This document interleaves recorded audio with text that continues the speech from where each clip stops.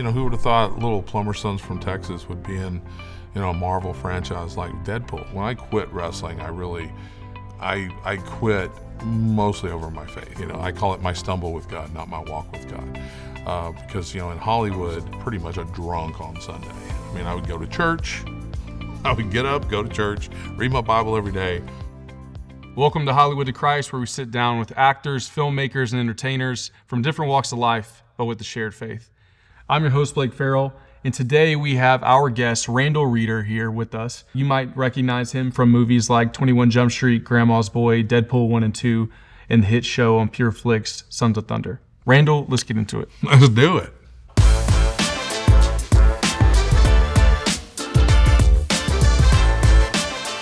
Okay, so Randal, what came first, Hollywood or Christ? Oh, I guess Jesus came way before Hollywood, right? So no. In my life, Jesus, Christ came before Hollywood. I was definitely moving towards that direction of Hollywood when really I got saved. Well, walk me through that. Let's talk about your upbringing a little bit. Like, what made you even want to get into Hollywood, kind of in the first place? Right. So, I was kind of just an entrepreneur. I wanted to go off and make a bunch of money, and then I was long story short, I was hauling racehorses all around the country, and my truck burned up on the East Coast, and I was working for my family's plumbing company. And while I was doing that, I was young and I didn't need sleep. So I was like 18 years old. And at night, I'd leave the plumbing job, and then I would go to work at a concert security company. And I'd work all the clubs and the concert venues. And I got asked to work at a wrestling match. And they had me ringside sitting in a chair, and a guy walks up to me in a suit, and he says, "Man, you're a really big guy. You should be a wrestler." And I said, "Yeah, everybody says that." And he goes, "Well, I'm not everybody." And he hands me a business card and says, "You should talk to my stepfather tomorrow." And it was Ivan Putski, so like the Polish Power, legendary, And so the next day, my grandfather and my father are like, "What are you waiting for? Call him." And I did, and he was like, "Yeah, class already started, 3 weeks ago or something. So, call back later, in 6 weeks or whenever." And right when I was about to hang up, he said, "How did you get my number?" And I said, "Well, your stepson gave it to me." And he's like, "Really? How big are you?" I said, "I'm 6'8". And he says, "Really? How much do you weigh?" I said, "About 320. And he says, "Why don't you come over and see me this afternoon?" And that's kind of how it happened. I went over there, and he was like, "You should, I would start you if you want to catch up. It's going to be hard, but we'll catch you up. And if you want to start right now." So I did, and that's kind of what got me into entertainment. But I really had my eyes set on acting from the beginning, because I had seen, I'd went and seen Predator with Arnold Schwarzenegger and Jesse Ventura. So when I saw that, I was like, "Oh man, maybe I should go be a wrestler." It didn't take long before I was on TV and had a really decent career. I was on ESPN by my early 20s every day on Global Wrestling Federation, and I started auditioning for movies. And back then, the Texas was the third coast. So there was the West Coast and the East Coast, Hollywood, New York, and really Texas was like a market. And they did Walker, Texas Ranger and things like that back then in the early 90s. So that's how I did it. Yeah. What was the moment that you got to actually break through from being a wrestler into making movies? Well, that came really early too. It's when people ask me, how did you get into wrestling? I was like, I want to be an actor. How did you get into acting? And I'm like, yeah, you can't use that as a model because it's so unique. Because I was in Texas, so even though I was on ESPN worldwide every day, like 3 o'clock, with Global Wrestling Federation. It was filmed in Dallas, So I did an audition that was for a movie that was at, KD Studios, which was an acting studios. And they, that's kind of where I started training. And then that led quickly to my peers, the people in the acting class were working actors, some of them, and they told me what agents to go get with. And because I was unique, because no one, I walked into Actors Etc. or whoever I was going into, and they were like, wow, a pro wrestler, that's huge. Yeah, we don't have anyone like him. So I was able to book an agent pretty quickly, and then they were sending me out to auditions. And then, Walker, Texas Ranger was being filmed in Texas at the time, So I ended up booking, a guest star on Walker, Texas Ranger. We're talking, I was 22, 23 years old. I don't know. I was young, Wow. So it happened really quickly, which, is great, but it also has its problems in itself, Yeah. because it came so easy. Talk to me a little bit about what the pressures and just the lifestyle of wrestling had on your walk with Jesus, since that came first. How was that affected in that world? Yeah, that was tough. I was a believer because I had found the Lord and gotten saved and started going to church and all that. So that was really difficult for me, balancing that faith. I think it's funny. I think I thought at Hollywood would be easier because, wrestlers were just, it's very, man, it's a pretty nasty business, especially back when I was in. So it was very tough for me as a Christian to maintain that. And I really wanted out. In fact, when I quit wrestling, I quit mostly over my faith. Like, I just don't think I can live that way. I was already taking steroids and all that kind of stuff that I just never would have done. So, but just even survive, the brutality on your body, just to, you find yourself, even if you're not trying to get big and muscular, you're just taking, Deca or something just to lubricate your joints. It's just, it was just, it was a brutal business, and brutal on the faith. It's very, very difficult. So I wanted to get to Hollywood and all that because I thought, oh, Hollywood, like, it's all good people. Mm-hmm. Did that meet your expectations when you got to Hollywood, that it was better? It was better than wrestling. It's a whole different kind of devil, I see. It's a whole different kind of Talk devil. a little bit about that. Well, with the wrestling, it's more like, especially again back when I was in the business, so it was rough and lots of drunks, and lots of alcohol and drugs and all that kind of stuff. Especially with the painkillers and all that. So that was that kind of devil. Then you get to Hollywood. When I finally got there, it's also, it's more of like a new age devil. It's like everybody loves you, and evil will wiggle its way through everything and manifest kind of differently. Yeah. Did you feel like once you left wrestling, you were used to a certain kind of temptation, a certain kind of like pull the devil was using? Mm-hmm. Did you notice at first this new pull, and did you recognize it as easily, or did that kind of take a little bit of time for you to notice? A lot more time, because it's a very subtle, Hollywood, like I say, is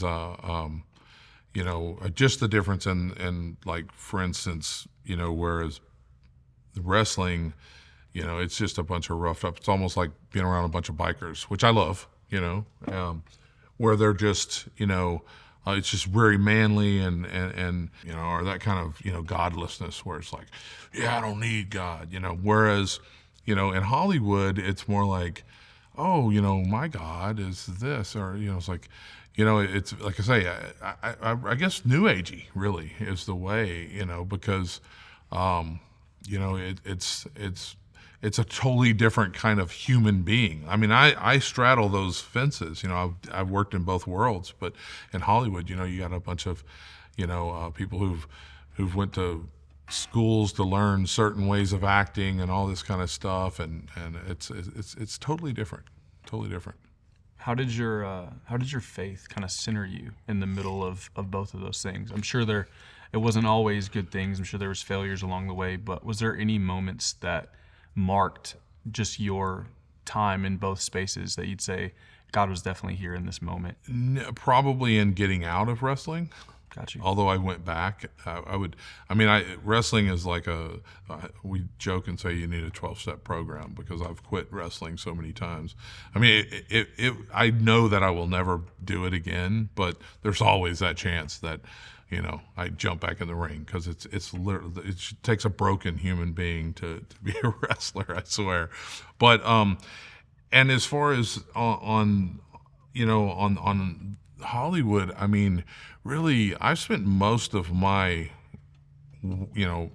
faith, my years of almost 30 years as a Christian, in a very fallen and stumbled way.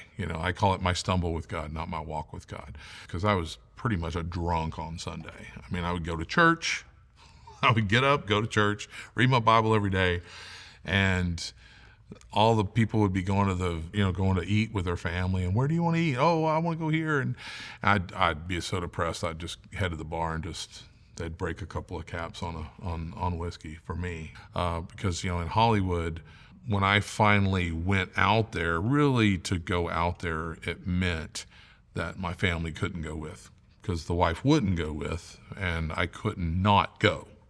So that really cost that marriage, which is the mother of my children. And, I probably need therapy over that alone, and that's probably what I deal with my unforgiveness with God most as being, what I would call a deadbeat father or whatever, just because I was gone so much. Now, I did try to come back a lot, and other people say I wasn't as bad as I think, but that's a different kind of devil, condemnation, But when I went out there, I got into some crazy stuff out there because I couldn't really, a lot of actors, they get to make good money as a bartender or whatever. And I made crappy money as a bouncer, but I was good at it. I was good at dishing out violence. And then when you're good at that, people come along and say, hey, you want to make you can make some more money doing this. You can do this and make more money. And it's like, well, I got to send money home to the kids, so I have to do what I got to do. Right. Yeah. Lord. And there's that compromise. Yeah. That's a rub, right? Mm-hmm. Trying to meet financial needs and what all you're willing to do to meet those needs. Right. I mean, there might've been multiple times where you felt like, the pull of what you needed to do even to support your family was in opposition to 100%. Your faith. 100%. I definitely went too far, I've looked back and go, wow, did I go too far? Again, it's always a different kind of devil, and it may be something else with someone else, I don't know. The casting couch might catch them, Mine, I don't know.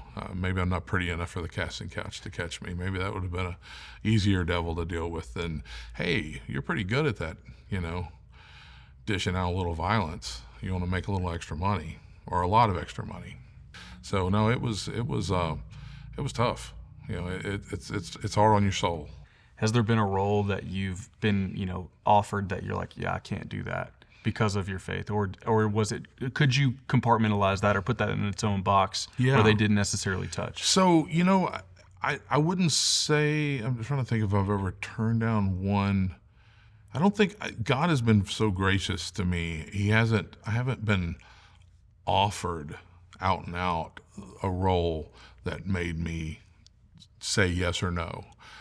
Thankfully, just praise you, Lord.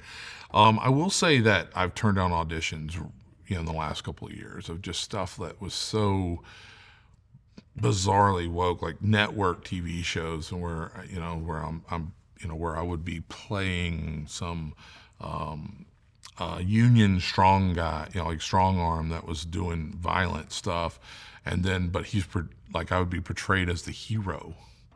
And I was like, no, I'm cool with doing the violent stuff, but not being portrayed to, piped into the audiences piped into the houses of millions of people as that guy's the hero for going out and doing all this stuff. I couldn't dig that. So I just said, no, I'm not interested. Yeah. That just brings up a whole nother set of questions with how is the outside of the work and the career and acting, how has it affected just even your regular day-to-day life? Like, have your roles that you've played touched your off-screen life where people come up and say, hey, I remember you from this or that?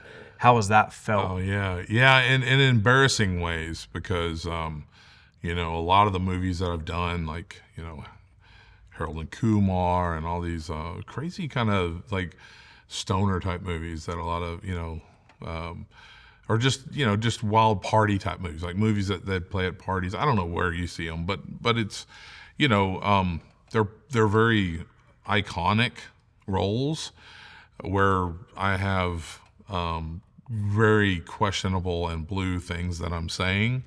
And so I have people come up and quote lines from my movies while my mom is with me or whatever, and it's just like, yeah, man, it's my mom, and so it's kind of like I've done so many movies over my career that I just don't feel like made my God or my mom proud, so that being said, now recently, when I made that move to really start making faith-based films and all that, which I still do other movies. I'm not, but as far as what I want to make and produce, I want to do stuff that makes my God and my mom proud. So, when I did, when I got the opportunity to do Sons of Thunder for PureFlix, David A.R. White, asked me on set, he's like, hey man, would you like to pitch a series? And I'm like, yeah, and I did. And he says, we want it. And I'm like, oh my gosh, like this is crazy. I got a green light and we did Sons of Thunder. I had no idea the reach that it would have into the world. So, we pushed the envelope a lot because, my goal and the movies that I want to make for the rest of my life are not to preach to the choir. I want to make mainstream movies that have a mainstream audience, that have the gospel woven in there. The whole time we were doing Sons of Thunder for PureFlix, I was like, I don't know what kind of reach is. Am I really doing anything other than making a good Christian show? And then with Save Savage Ministries, my crazy ministry, we started working these motorcycle rallies, handing out coffee and preaching and just really just being there loving on people. And I was getting recognized way more than for Deadpool at the wild rallies, like very R-rated, 21 and up rallies. And they're coming up and just recognizing me. You were in that Christian biker show, right? And I was like, yeah. Some of them would even know it's Sons of Thunder and stuff. And they're like, man, I love that. I watched it over at my brother-in-law's house. He made me watch it. And man, I love that. And it's been incredible. So yes, the negative. I've had negative effects of it's reached people to where kids are quoting stuff that they shouldn't be quoting that I said, and that's the effect of media and movies and TV. So that's very sobering, And then yet at the same time, what we developed and created for the Lord has reached the world some. So that's pretty incredible. So it's powerful. Yeah. Just what a story even for someone to recognize you in a film that has nothing to do with God. And then to them also have the same opportunity to see you that is explicitly about walking with Jesus. Like, right. What a story that someone could come up and just talk to you and say, hey, make sense of this for me. Yeah. It just feels like God has just so put a calling on your life to reach people that the church hasn't. Talk to me a bit about Save Savage. Like, what's the thought behind right. what you're doing? So what was happening is I was kind of reevaluating everything. I said, I just want to make movies for you, Lord. Like, I want to make movies that's going to reach people for the kingdom. And so I was driving down the road this one day, and I was listening to praise music, and I was on a long trip. And I mean, that's all I'm thinking about is him. And I said, Lord, I want to get up every day and I want to work for you. That's it. And then this Save Savage kept just popping into my mind, my spirit, whatever. It's just like, it was just on loop. I'm like, what is a Save Savage? Like, what is a Save Savage? I don't understand. Is this a film company? Is this a ministry? Is it a movement? Is it a shirt company? Like a brand? Like, I just feel him say, yeah, it's all that. It's all that. But you're a Save Savage. I'm like, okay, that's weird. So for weeks, I'm just like, okay, and never really thought about it again other than the you're a Save Savage part. I'm like, what is this? Like, is it just because I've done some savage stuff, but I'm still saved? Like, what is this? And I was walking and talking about it on a live stream or something on Facebook one day, and I had, a pretty gangster friend of mine say, dude, he called me up, he's like, bro, I was just watching your walk. Like, I'm a Save Savage, and I had people starting to say, and I'd have my friends in East Texas go, yeah, man, I like my beer and I still love Jesus, so I'm a Save Savage. I'm like, okay, yeah, sure, buddy, Sure. but like I say, my gangster friends have done some stuff, and I was like, okay, this is pretty powerful. And then I don't know, a month later or so, I was just in the Word one morning, and when I finished, God, I was with my Aunt Sandy. We were doing like our daily devotion basically, and she says, and I was staring at the floor. She goes, "You okay?" And I says, "Yeah." And I just blurt, like I hear myself say, "I don't think God's going to bless anything I touch until I put His ministry first in my life." And I was like, "Whoa, why would you say something like that? That's great, She's like, "Whoa, what's that ministry?" I'm like, "I don't know. I mean, you'd think if He's not going to bless me till I do it, He would tell me what it is." And I was really not happy with God at all. A little bit later, I'm in the shower, getting ready for the day, and I'm in there. I've got, my Pandora is going, it was like Zach Williams' channel or something, maybe We the Kingdom's playing or Third Day or something. And I'm in there showering, and I'm just like, you cannot be telling me to go into bars at 2:00 in the afternoon. This is crazy. This is what crazy people do. I'm just throwing stuff at the wall. I'm trying to get blessed. I mean, I'm going insane. I'm literally like, okay, I knew I'd be a crazy homeless person on Venice Beach one day. I knew it. I didn't know it would be this young. I thought if I didn't do the drugs, maybe it wouldn't happen. But I'm going nuts. There's no way you're telling me to do that. And if you don't, know how Pandora works, it should be Christian stuff. All of a sudden, Cody Jinks starts playing. And I hear this Cody Jinks playing, which is a Texas country kind of hell-raising outlaw guy. I was like, why is Cody Jinks playing right now in my Christian mix? So I get mad, pull the curtain open, I grab the phone to thumbs down it so it doesn't mess up my algorithm. And about that time, he says, I remember Matthew 5. I'm just thankful to be alive. And a lot of those people on the mountain were just like me. And I was like, why is Cody Jinks talking about Sermon on the Mount right now? I set it down, like, okay, I'm not going to thumbs down that. And I was just like, all right, God, I'll go into the bars at 2:00 every Sunday. And that's how Save Savage Ministry started, with just going into the bars. And then now we go into the rallies, and I'm just along for the ride. I mean, I'm literally just trying not to screw it up. That's awesome.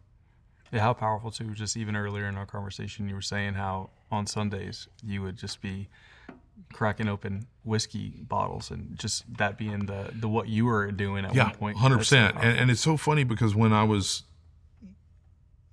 faced with like going to the bars, God told me to do it. I'm like, okay, I'll do it. I'm like, this is crazy. Why would I go into the bars on a Sunday? This is not even remembering that I would go to church and then go to the bars and just get obliterated, and somebody'd have to take me home. And it was before Uber, so nobody could call me on Uber. So I was really greatly inconveniencing anyone who knew me. So yeah, it was, and I didn't think about that. I was just like, well, this is a stupid idea. And that's wow. And what I found out is when we go into these bars, at 2:00 on a Sunday, who's at a bar on 2:00 on a Sunday? Sometimes it's that guy that ain't got nowhere to go. Yeah, so it's a powerful ministry that I would have never thought of. It makes sense now, and I look back, hindsight, okay. But I just thought it was crazy. That's so awesome. So talk to me a little bit about the goal. Like, what's the intended outcome for people who come be a part of Save Savage Ministries? Well, I mean, the most direct goal has become almost, as almost a halfway house from the bar to the church. It's taking the gospel out there and hopefully luring them away from that. It's not like we're trying to shut down the bars per se. It's just honestly, that's our crop. For the Lord's crop is literally going out there. But that's the plan. Has always been to offer something else. Take love and hope and faith into the bar, and kind of bring them out of that lifestyle. That's my goal. That's my goal. God has His own goals, So I don't know. It's been wild. It's been. I don't know where it's actually headed. I really don't. I can think, and then I think I get it figured out, and then God's like, oh no. So it's been 2 years that we've been going into the bars since Save Savage started, and we always thought that we would partner up with like churches, like the local churches would come out, and maybe the pastor would come preach, a short sermon or something, and people would go, wow, that guy's a pastor of a church and he came to the bar, like I might check his church out, right? That's what we always thought. Mm-hmm. And then I kind of gave up on it after 2 years long. I guess this is not going to happen. And then I was speaking at a church, which was way out of my comfort zone. I did not want to. I'm like, hey, going at a bar is one thing, Lord. I don't know about this church thing. You sure you got the right guy? And the church, the pastor said, hey, there's this bar down the road. Would you consider bringing your Save Savage Sunday service there? I'm like, yeah. He goes, I'll go talk to him. I'm like, awesome. And now they're going to partner up with us on it. So, it's funny how, it's like I thought that was the plan, and then I gave up on it. I'm like, just like I thought I would be, doing Hollywood, and that's what I'd do the rest of my life. And then I kind of gave up on it. I said, no, you know what, God, I'll give you that. And now my Hollywood career is kind of reviving right now. So it's interesting. It's almost like I think the key is just to take our hands off of it completely and give it to God. That's pretty awesome. Timeline wise, did Save Savage, like you starting this, because like you prayed, mm-hmm. God, I don't want anything else to take off mm-hmm. unless I start this. Like this is what you called me to do. With Sons of Thunder, that came after? No, it was before. This is before, okay. Yeah, Sons of Thunder really led to that. It's because really I had to come. That Sons of Thunder was me coming back to God. Like me wanting to make Christian movies was me really, starting to come back to my faith. I mean, I wasn't necessarily gone, but I was definitely lukewarm, very, very lukewarm. I mean, like I say, I would go work in these violent situations, and but I'd read the Bible in the morning, and I'd be talking to my guys like, I can't be doing this, man. I'm a Christian. And they're like, but God made you good at it. Like, I don't think it works that way, man. Like, I really gotta, I shouldn't be doing this. And eventually, I couldn't deal with it. I would have been a drunk or whatever, because it was doing stuff that just ate at my soul. And then, like I say, the devil was good to bless me with a lot of roles. I mean, I hate to look at it that way, the devil blessed me, but I don't know. I mean, God definitely let me get to where I'm at. I've met some great people on the way. There are great people in Hollywood.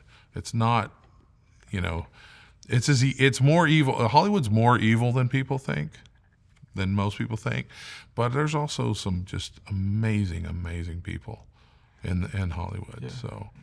So Randall, talk to me a bit about some of your iconic roles, the things that you were really proud to be a part of, maybe even some that you maybe not so much as a believer in Jesus. Right. Talk to me a bit about those roles. Yeah, I mean, like I said, the career kind of came to me easy in a way because, one of my first roles, probably top first 3 roles, was like a guest star or a co-star on Walker, Texas Ranger. So, I'm working with Chuck Norris. Like, I think he choked me out like twice in that episode. Wow. So, to me, I'm just like, where do I go from here? Yeah. As a Texan, as a dude, as an ex-pro wrestler. I mean, this is perfect, Still so proud of that, that his family calls me friend. That's amazing. But there's moments like there's lots of cool stuff that's happened along the way. But then Sin City, like when I wrapped from Sin City, maybe I had 1 week off, and then I did Idiocracy with Mike Judge, and that's when I really decided, I'm going to go to Hollywood. And in fact, on set, I worked 4 weeks on that, and I told them I was going to move to Hollywood when I was finished with that movie. Because it was like, strike now while the iron's hot, now or never. So I already told the wife that and all that. Like, we're going to, you come with me or I'm going to come back and forth. We're going to do this. So those are so pivotal for me, career-wise, iconic-wise, being in Sin City. Then I get out there, and Mike had told me, he says, hey, one day on set, he said, I said something redneck funny, He was like, man, I got to get you on King of the Hill. And I was like, yes, you do. He said, well, you said you're moving out there. We're going to start back in September. Hold on, Mike. We're going to start back in September. You should give me a call, and I'll get you on there, And I was like, okay. And I did, and he did. He put me on a King of the Hill, and I could tell that the other producers were all like, oh, another one of Mike's friends. This guy's not even famous, But then by the end of that, they said, hey, can we get you in next week to redo this other one that we didn't like that somebody else did? And I'm like, yeah, it sucks to be that guy, but yeah, I'll do it. So now I'm on King of the Hill. Like, I'm a cartoon. Like, I did like 20 of them or something. It's crazy, So that's amazing and iconic. I'm so proud of it. The ones that I'm less than proud of, I mean, it works as a Save Savage. It works. God uses them in this ministry I have. But when I did like Harold and Kumar to Guantanamo Bay, and you do those, and you're like, ooh, ouch, But then, I'm W with Oliver Stone as a director, and working with opposite Josh Brolin. I mean, it's crazy.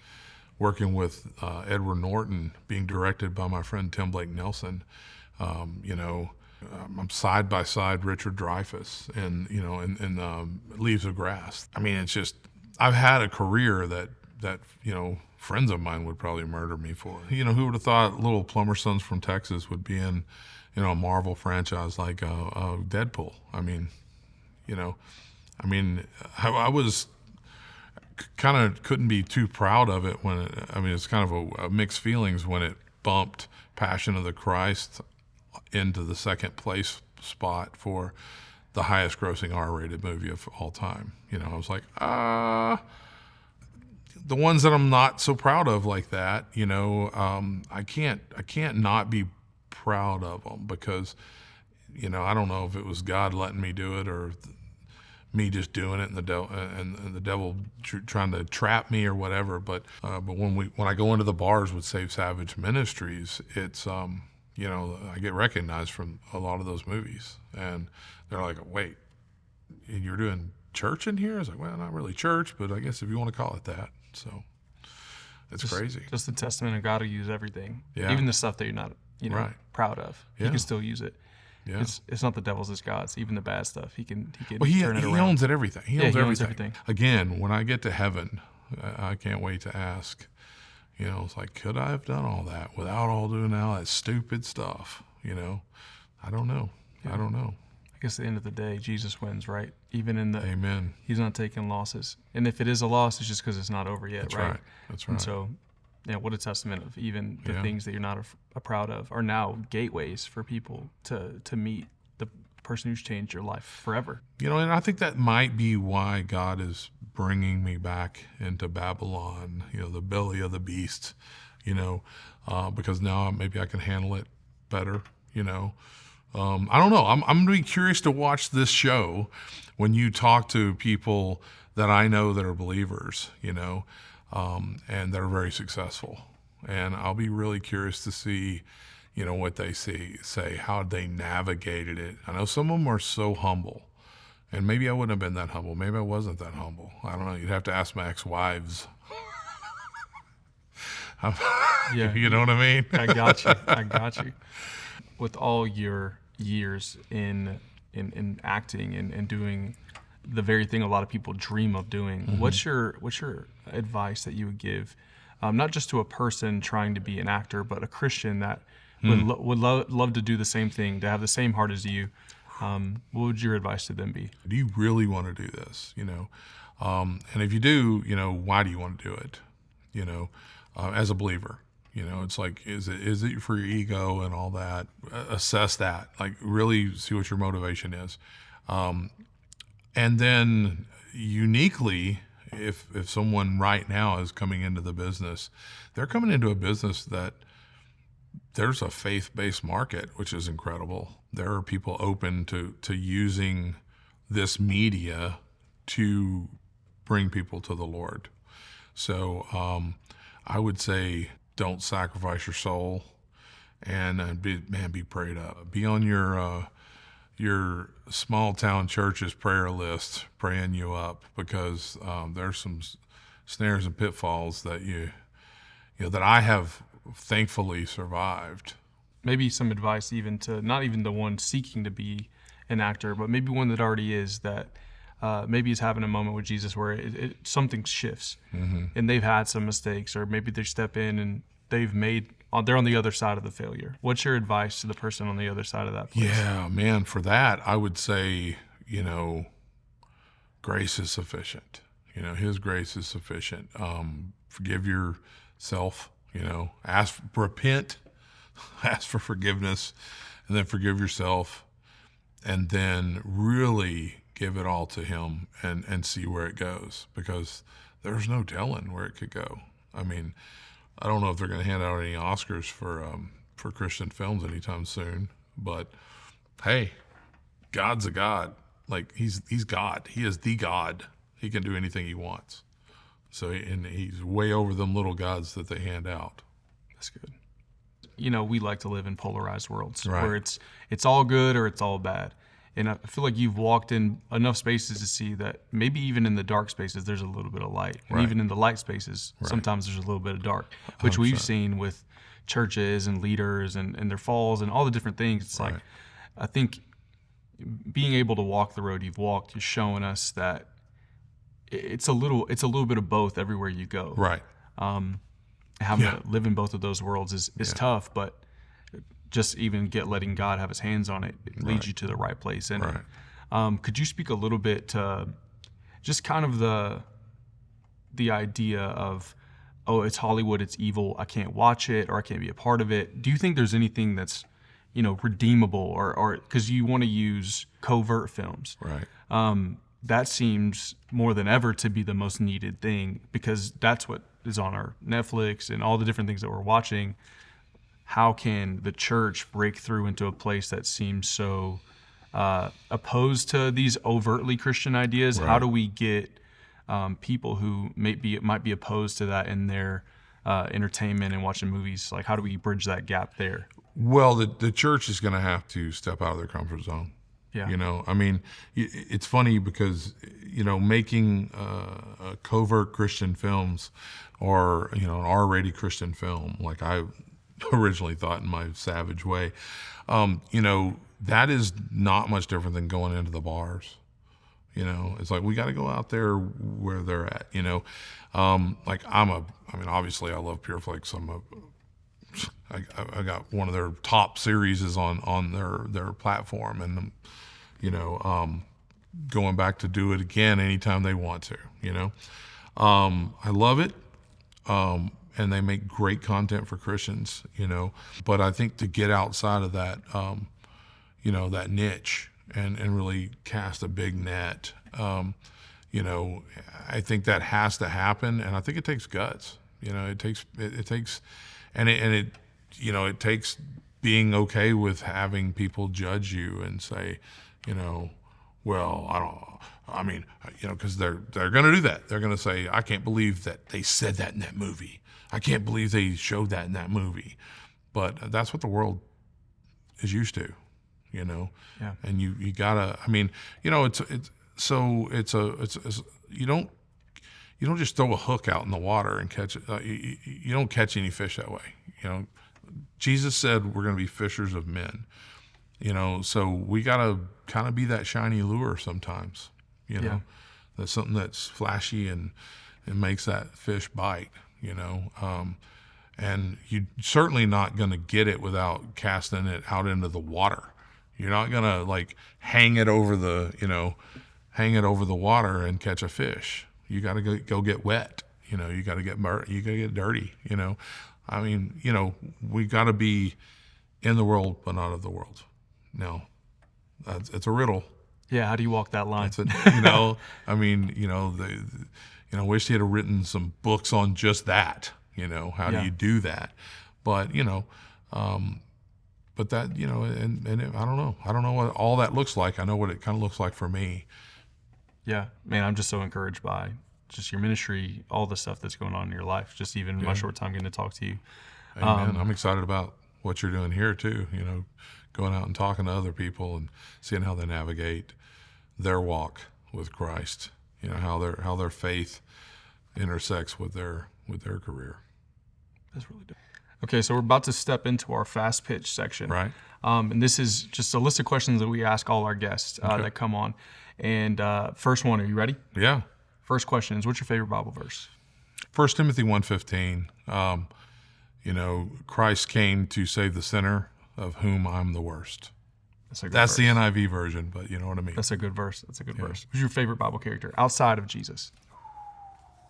Outside of Jesus, I guess I would have to go with Paul. See a lot of similarities with Paul. Apostle Paul, man, he's going out there getting it done. Pretty gangster about it. I love that. What Bible character would be your favorite one to play in a movie? Well, I think the most likely I would be getting cast as Goliath. So I don't think I would play any of the good guys. Maybe I just don't look at myself that way. Maybe King Saul. The anti-hero. Yeah, the anti-hero. Well, it would be, it would be probably in a movie about David, but I would play like the co-star. I like that answer. I like that one. What's your favorite hymn or worship song? Old school, man, Amazing Grace. I mean, Amazing Grace. It was a bar song written, and like the story about it is incredible. And it just really speaks with the whole. I mean, you see the pattern, like that saved a wretch like me. I definitely have a self-loathing, borderline condemnation, but certainly repentant heart for the things I've done. Who's a highly influential, maybe a Christian mentor, someone that has your ear? I work with so many, but I would have to. I got to give it to my longtime pastor. Like I have my Hollywood pastor, Rick Perez, awesome guy. But my longtime friend and pastor, Alan Neal, of Life Community Church in LaPorte, Texas. I've been going there for 20-something years. And that guy, he's seen me through some crazy stuff that no pastor should have to deal with. I feel for him, man. He's got like a big old mansion in heaven for dealing with me. So they say pastors' retirement benefits are really good. Yeah, out of the world. They don't pay well, but they're out of the world. Yeah, exactly. Yeah. Last one. Have you led anybody to Christ? Yes, I have. But you know what? Corporately, it's kind of weird. Like I think I'm a seed planter right now. This phase of my life. I'm not opposed to it, but I have friends, like my boy Dole Lohman, old friend of mine, and that guy, I swear, every day he leads somebody to the Lord. It's just, but mine has been more like, when I speak at Safe Savage and then come to find out that, a few people came to the Lord that day, which is cool. Maybe God does that so maybe to keep me humble, to where, if I was just leading people to the Lord all the time, I'd be like, yeah, what? I don't know. It's kind of weird, but no, I have, but corporately, not really. I don't think too many. I baptized people personally, and that's been such a blessing. Such a blessing. Man, Randall, just want to say thank you for coming on, sharing your life, like opening up your world to us. Mm-hmm. I know for everyone watching, this has just been such a good conversation that we've got to have just about, your life, your walk with the Lord. and how like he's just worked through all of that. Right. Before you go, is there anything that you know, career-wise you have coming up that you just kind of want to give us a little? You know, trying to think. I don't think I can really talk about. I got some cool stuff coming up. I don't think I can really talk about most of it. But just be on the lookout. We'll be on the lookout Yeah. for it. We'll be on the lookout for Yeah. it. So the last question I want to ask, this is the most important question that we ask on the show, is what is a ministry that you would say, this has my whole support? Like I just want to let you know about this.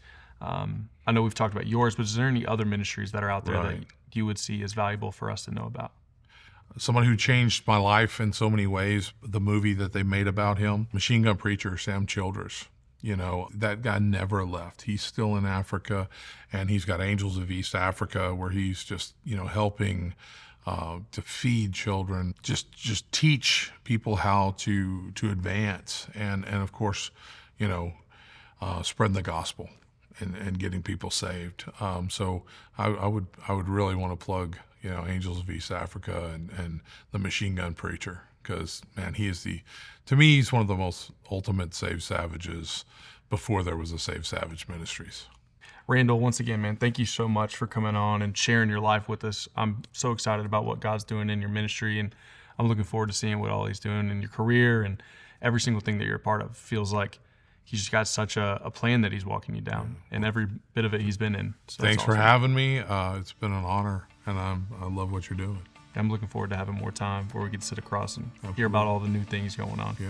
Man, if you've been watching, thank you so much just for tuning in. And if what we've talked about today was something that really just encouraged your heart, maybe even opened your mind that, man, what does a walk with God look like? What does a relationship with Jesus look like?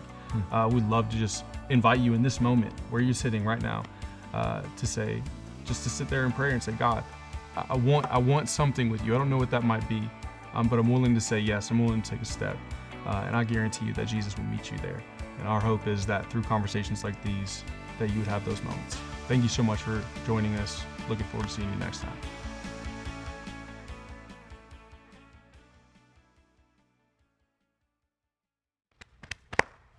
Good stuff. It's great. Yeah, it was awesome. You're a lot taller standing up than you were sitting down.